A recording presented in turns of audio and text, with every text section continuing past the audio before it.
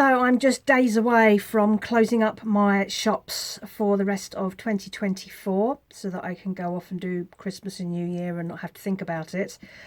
So I thought I would do an end of year Shopify versus Etsy roundup and see who came off best.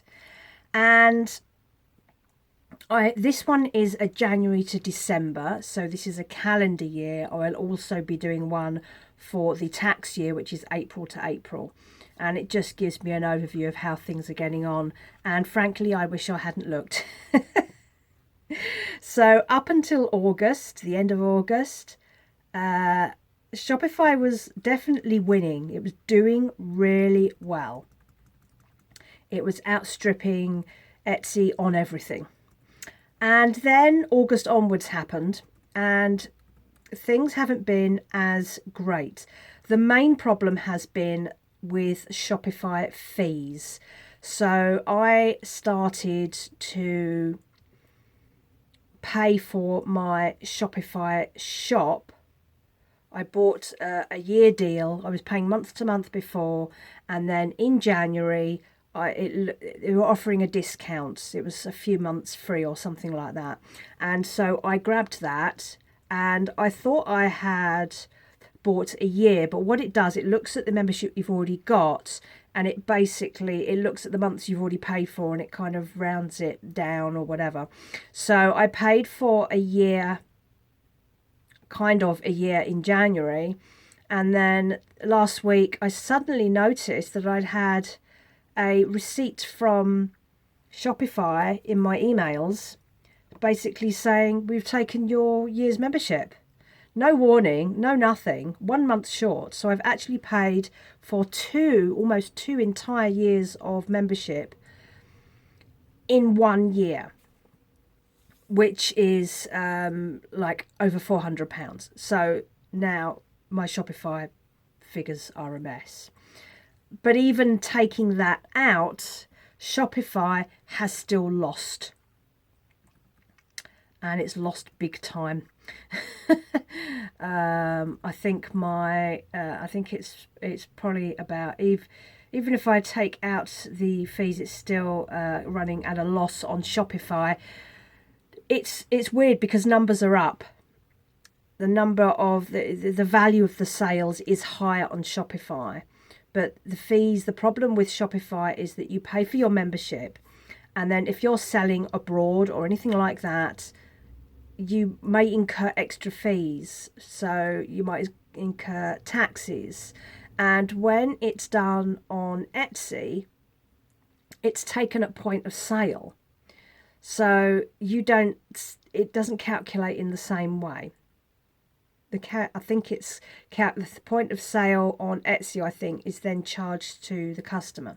So there's all these different things going on. So unfortunately, Etsy has won the 2024 battle of the shops.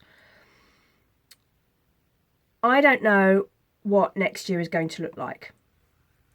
We are now out of the EU in terms of being able to send packages due to this new safety scheme, the GPSR scheme. So I've now shut off my shops to that. I keep reading about how, if your items were in your shop were on sale before the 13th of December, you're fine, and you don't have to worry about this, that, or the other. If you're in if you do clothing or something like that, you don't have to worry as much. But it's a big risk, because what if all your stuff gets stopped on the border and then you never see it again, or you get charged to have it back again? I need to wait and see what's going to happen with other people. So I was reading something on Make It British, and she had done on her Sunday journal about how, you don't need to worry about it. If you're a small seller, you'll be fine. But you're not. There is no protection. There's no guarantee. Maybe I can make up safety sheets for clothes. I mean, who makes up a technical safety sheet for a piece of clothing, for heaven's sakes? You don't get that when you go into the shops. You'll come away with labels on how to wash it and dry clean it and things like that, but you won't get a technical book on it. And what if you don't know? See, a lot of the fabrics that I buy don't come with any of that sort of thing. And some of my fabrics I've had in stock for 2, 3, 4, maybe even 5 years. So I don't know where they've come from or how that works. So I'm kind of stuffed in that respect. So it's not as simple as saying, well, if you were selling your stuff before then, you'll be fine, because you've got no guarantee you will be fine. So I have shut off my shops to the EU, and I'm going to keep watching and seeing what happens. I don't get a huge number of sales to the EU, so it's not as if it's a massive problem. The biggest challenges going forward for very small shops like mine are the cost of living crisis, all the problems that we're having in the economy and in politics at the moment, which make everything very, very scary, and people are cutting back. Friends that I have who normally spend on what they need or what they want and don't worry too much about things like this, are also talking about scaling back. So it must be bad. I mean, I don't blame people. I've cut back on everything. I don't buy anything unless I absolutely need it, or it's going to really add something important to my life, because I can't afford it. So that is the end of 2024, really, ending on a bit of a cliffhanger, because who knows what might happen next year. I'm already starting to calculate the numbers for my Etsy versus Shopify for the tax year. So there'll be another of these updates around about the beginning of April or mid-April. And, it's still not looking great at the moment. Etsy has made the greater sales. Some of the sales are weird. I am selling a lot of zips to the US at the moment, which is bizarre because the postage is costing more than the zip. So I don't know what's going on there. There seem to be no zips in the US by the looks of it. I'm happy to take that, and it means that, Etsy so far is winning. And certainly I would say that in terms of fees, we'll just have to see how that goes. If I'm selling more things further away overboard, like the USA, Canada, all that sort of thing, then that will incur more fees. But I guess what I really need to do is sell more here in the UK. And right now, the way things are looking economically, cost of living crisis, etc., it does not look good. December has been a very quiet month for me, very, very quiet. And I think people have really scaled back this Christmas. I know not everyone has. There are people in my life who, the cost of living crisis is just something that happens to other people.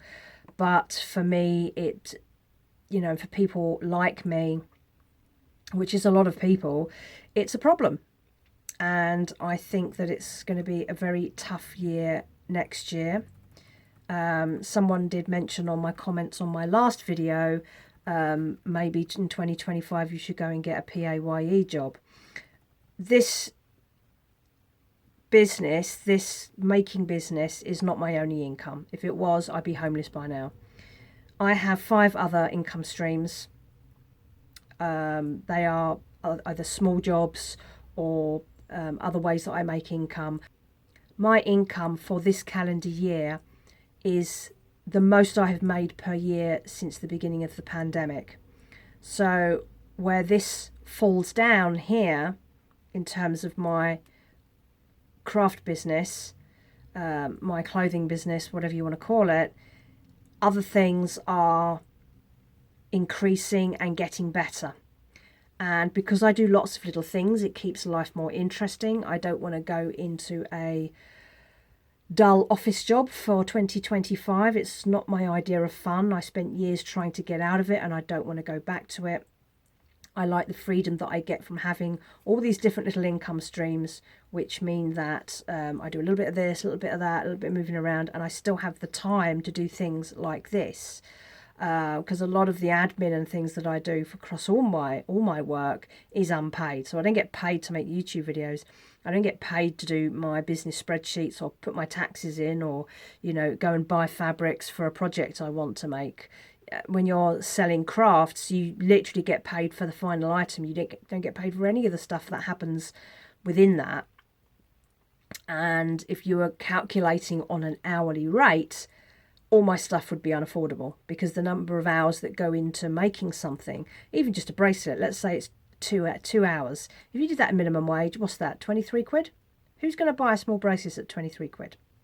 So you have to balance all that out, and that's why I have all these other little jobs going on. It means if one thing falls down a bit, like the business has this year, everything else is picking up. Don't put all your eggs in one basket. So that is, I think, probably my final update for 2024. I am going to say now, Merry Christmas, Happy New Year to you.